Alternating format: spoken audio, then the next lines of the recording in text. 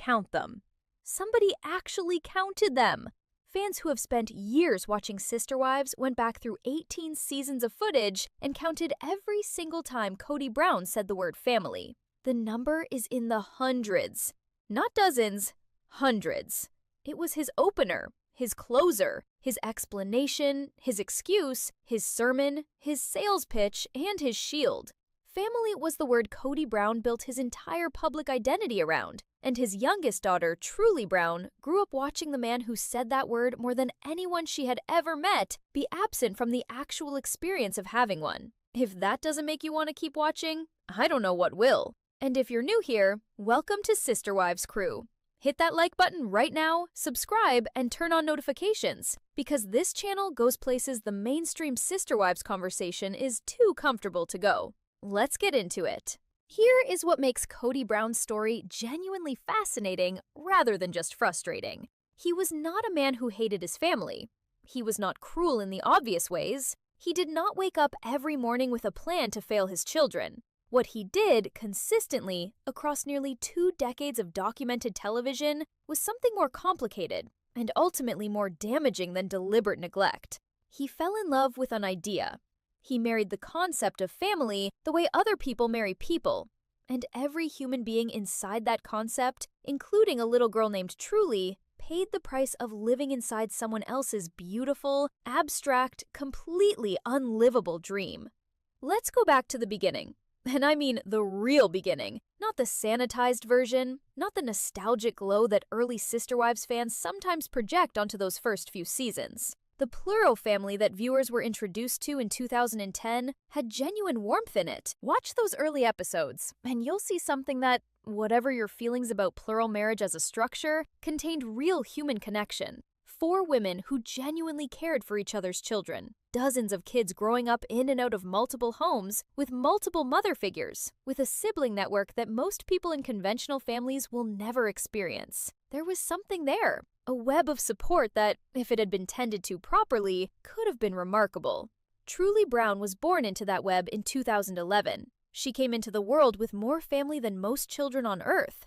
4 mothers, 17 siblings, a father who stood in front of cameras and described plural family as the highest calling he could imagine. By every structural measurement, Truly Brown should have been one of the most loved, most supported, most surrounded children in America. And here is where the story takes its first turn, because the gap between what that structure promised and what Truly actually experienced is not a small gap.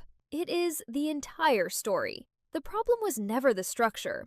I want to be precise about this because it matters. Plural family as a concept is not the villain of Truly Brown's story. The villain, if we're going to use that word, and I think we have to, is what Kody Brown did to that structure from the inside. Specifically, the way he theologized it until it became untouchable, unreformable, and ultimately unlivable. Kody's faith tradition, the specific branch of Mormon fundamentalism that the Brown family practices, frames plural marriage as a celestial, eternal institution. The family isn't just a family. It is a spiritually ordained unit that exists across time, that has eternal significance. That is, in the framework of their belief, literally the mechanism by which exaltation is achieved.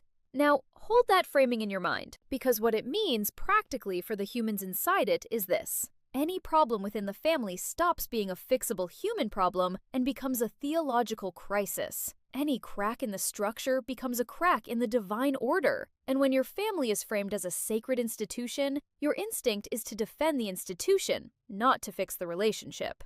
This is what Kody Brown did. Consistently, documentably, across 18 seasons of footage that exists and can be reviewed and cannot be argued with. When his marriages struggled, he defended the principle of plural marriage. When his children felt unseen, he talked about the legacy he was building for them. When his family began fracturing, and it fractured spectacularly, he stood in his theology like a man standing in a burning house, insisting that the architectural plans were sound.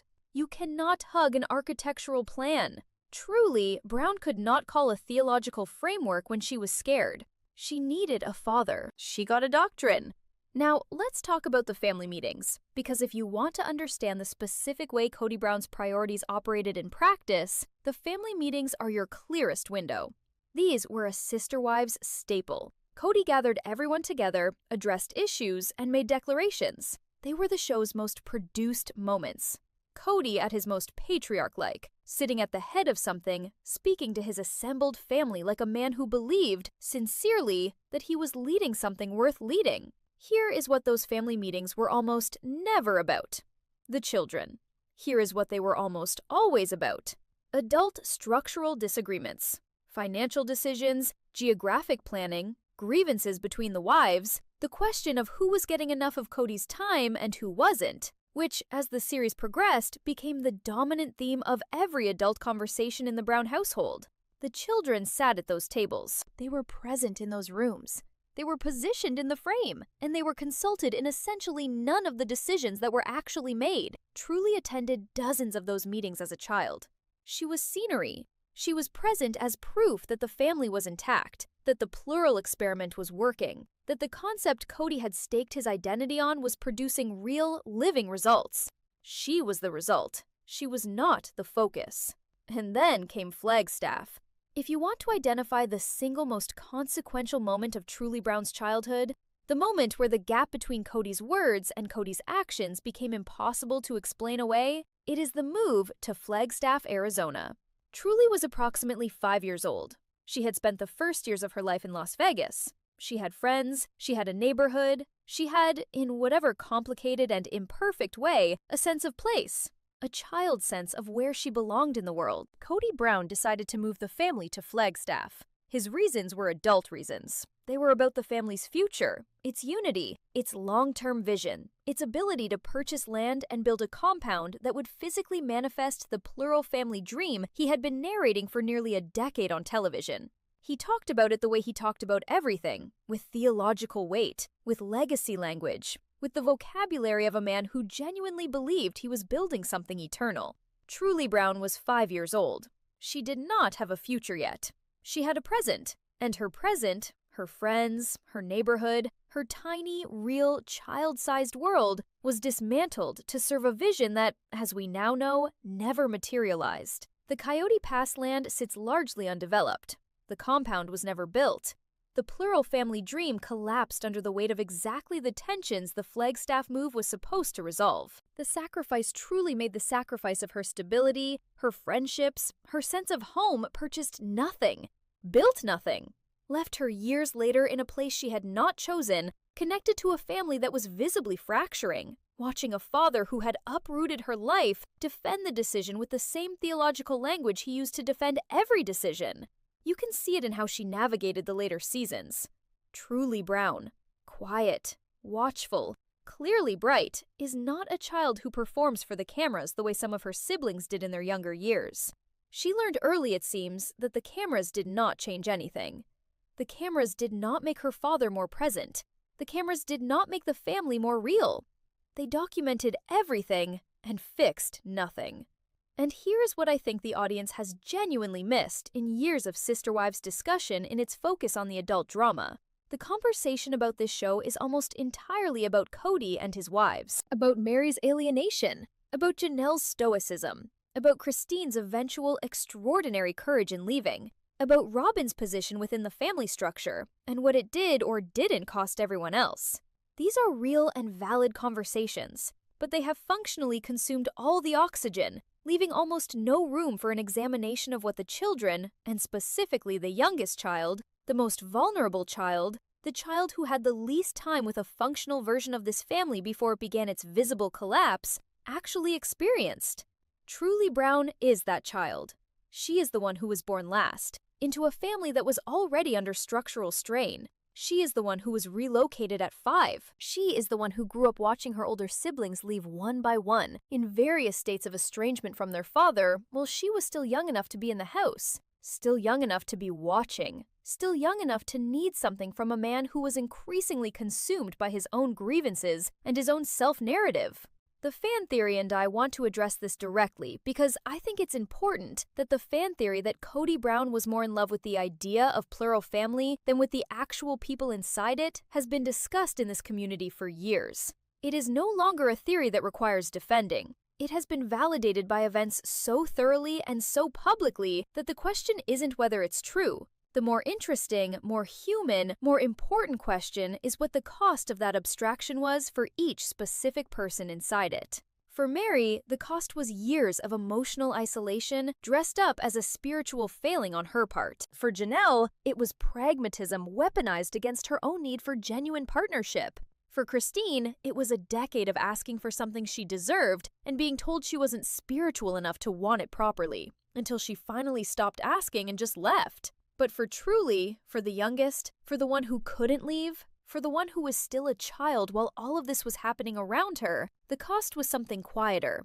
and deeper and more formative than any of the adult dramas that consumed the show's final seasons. The cost was growing up believing that the word family and the experience of family were two entirely different things, and learning that distinction not from a book, not from someone else's story, but from the specific daily reality of being Kody Brown's daughter.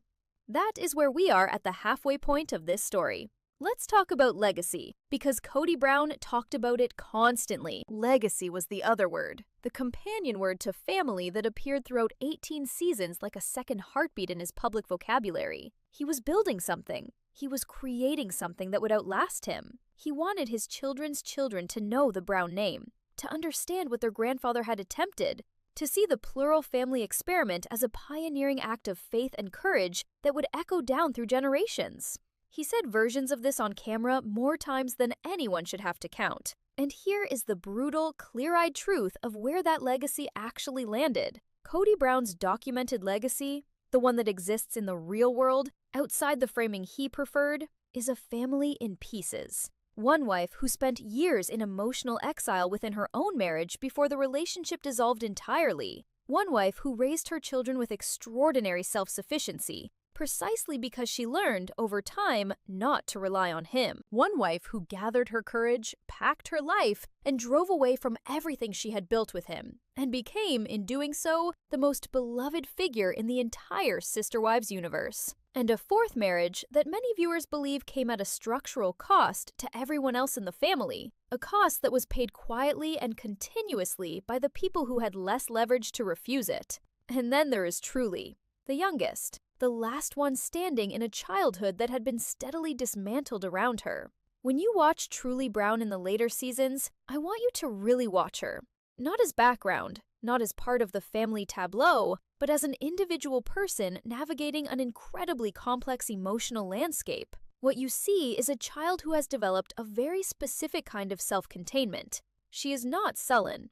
She is not visibly broken. She is watchful. She is quiet in a way that reads not as shyness, but as assessment. She looks like someone who learned, younger than any child should have to, that the adults in the room were largely occupied with their own problems, and that her job was to be present without requiring too much. That is not a personality trait. That is an adaptation. Child development research is clear on this, and I'm not going to dress this up in academic language because the reality of it is human enough without it. Children who grow up in households dominated by adult conflict, by emotional unpredictability, by a primary parent whose attention is consistently directed elsewhere, develop specific coping strategies. They learn to read rooms. They learn to manage their own emotional needs internally because external expression has proven unreliable as a method of getting those needs met. They become, in the clinical language, parentified in their emotional processing, meaning they handle adult-level emotional complexity at ages when they should be handling none of it. Watch Truly Brown in the family meeting scenes with that framework in mind. Watch how she sits. Watch where her eyes go. Watch how she processes what is happening around her. This is not a child who believes that the adults in that room are going to solve her problems. This is a child who has already, at a very young age, understood that her problems are hers to solve. Kody Brown, to the extent that he acknowledged this dynamic on camera at all, framed it as truly being independent, self-sufficient, strong. He used the language of pride. My daughter is so capable, so resilient. And I want to be precise here because this particular reframe is one of the most common and most damaging things that absent parents do across every demographic, every family structure, every cultural context. They look at the self-sufficiency that their absence created and they call it a gift they gave. They see the child who stopped asking for help, and they describe her as someone who doesn't need it. They take credit for an adaptation that their child made in response to a wound they inflicted. Truly Brown is not self-sufficient because Kody Brown raised her to be. She is self-sufficient because she had to be. Those are not the same sentence. They are not even close to the same sentence. Now, the Flagstaff years. I want to spend time here because I don't think this period gets examined with the specificity it deserves. The move happened. The family arrived in Flagstaff with the full weight of Kody's vision behind it. The land purchase, the building plans, the narrative of a plural family bold enough to build its own world rather than renting space in someone else's. And then, almost immediately, the fractures that the move was supposed to heal began expressing themselves with new intensity in the new location. Truly was growing up inside this. She was 6, 7, 8, 9 years old during the years when the Flagstaff dream was visibly failing. She was watching Christine's pain become impossible to conceal. She was watching Janelle's stoicism develop a new, harder edge. She was watching Mary become a ghost in her own marriage, present in form and absent in every other way. She was watching Robin navigate a position within the family that carried its own complicated weight. And she was watching her father, the man at the center of all of it, the man who said family hundreds of times, increasingly withdrawn into a grievance narrative that positioned him as the victim of a system he had built. That last part. I need to sit with that for a moment because it is one of the most psychologically striking things about Kody Brown's late series arc, and I don't think it has been examined carefully enough. There is a specific kind of person, and this is not unique to Kody. This is a recognizable human pattern who builds a system, installs themselves at its center, makes demands of everyone within it, and then, when the system begins to fail under the weight of those demands, repositions themselves as its primary casualty. Kody Brown did not create the fractures in his family and then take responsibility for them. He created the fractures, watched them widen, and then told the cameras and himself that he was the one being failed. His children watched this happen.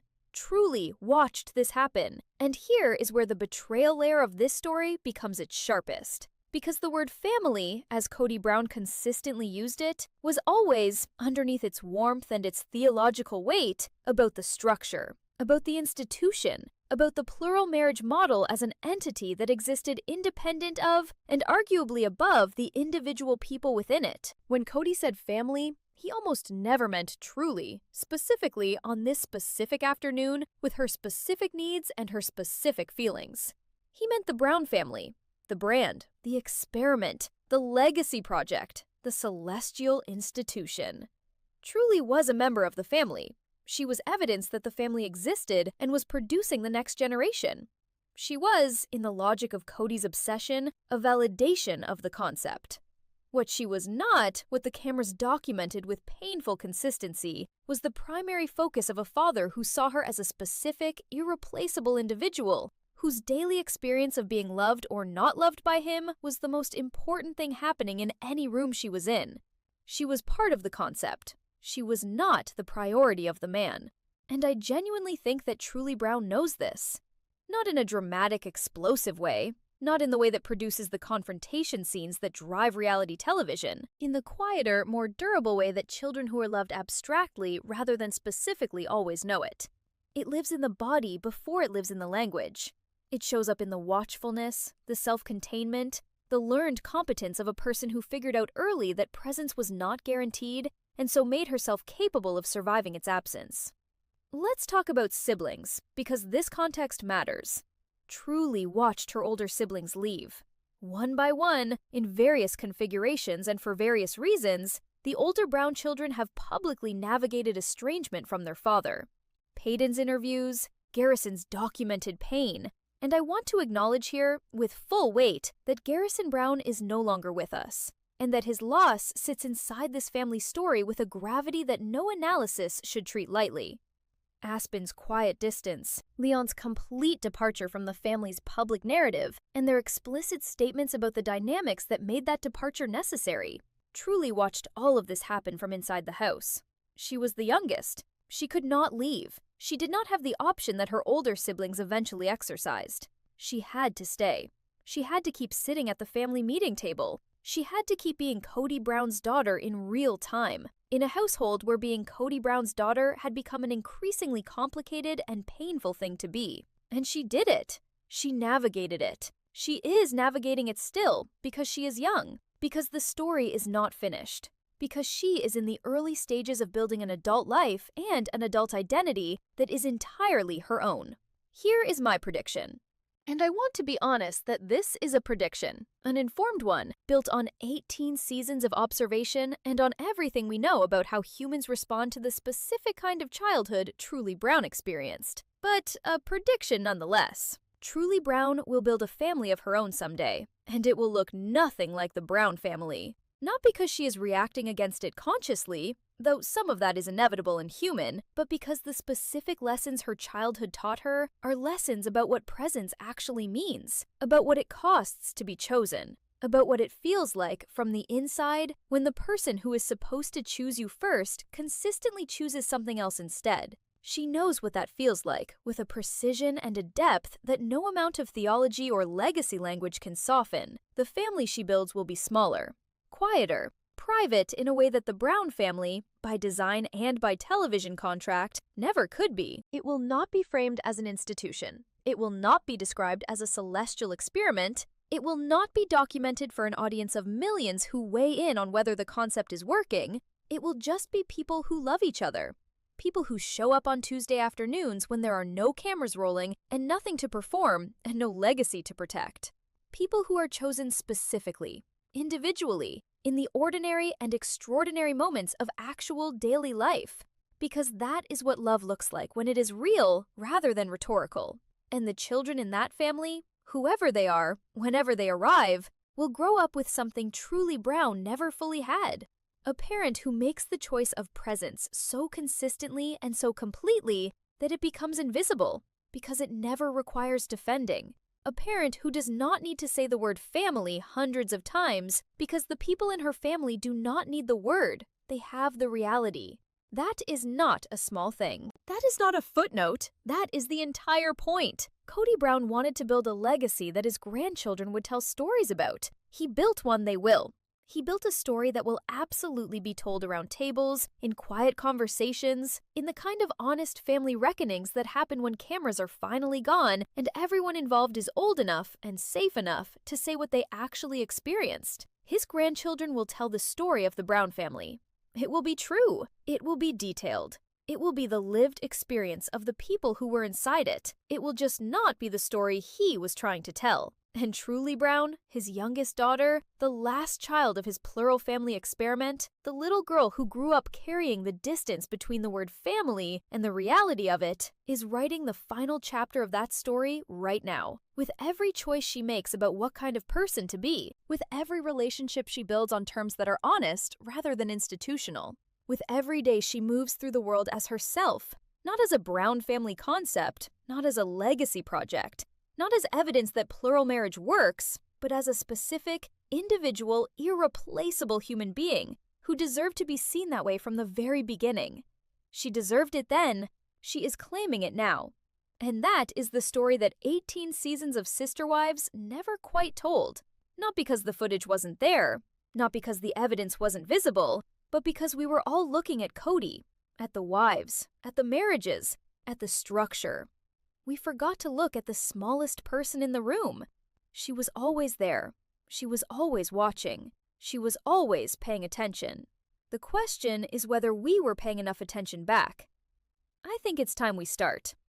Tell me, what is the difference between loving someone and loving the idea of them? Because that distinction is the entire architecture of the Brown family story. And I think most of us have felt some version of it in our own lives. We have loved someone who loved the concept of us more than the reality. Or we have been that person, the one in love with the idea, too busy defending the vision to show up for the human being standing right in front of us.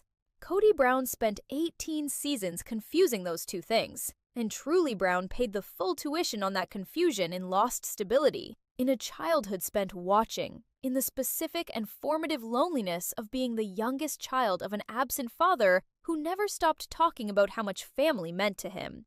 Drop your thoughts in the comments below. I genuinely want to know what moment, across all 18 seasons, do you think hit truly hardest? What scene? What decision? What conversation do you think she will carry longest? Because this community sees things that the mainstream conversation misses, and I want this comment section to be the place where that analysis actually happens. Share this video with someone who needs to understand why words without presence are just noise. Because there are people in everyone's life who say all the right things and show up for none of them. And sometimes, the most useful thing you can do for someone you care about is to hand them a story that names what they have been experiencing. Subscribe to SisterWives Crew if you are not already here, because next week, we are dismantling something about this family's narrative that the entire SisterWives community has accepted as true for years. And it is not true. And once you see it, you cannot unsee it. So be here for that.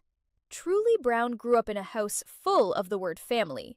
She deserved the real thing. Most of us know exactly what that gap feels like. This channel exists to name it honestly, every single time. See you next week!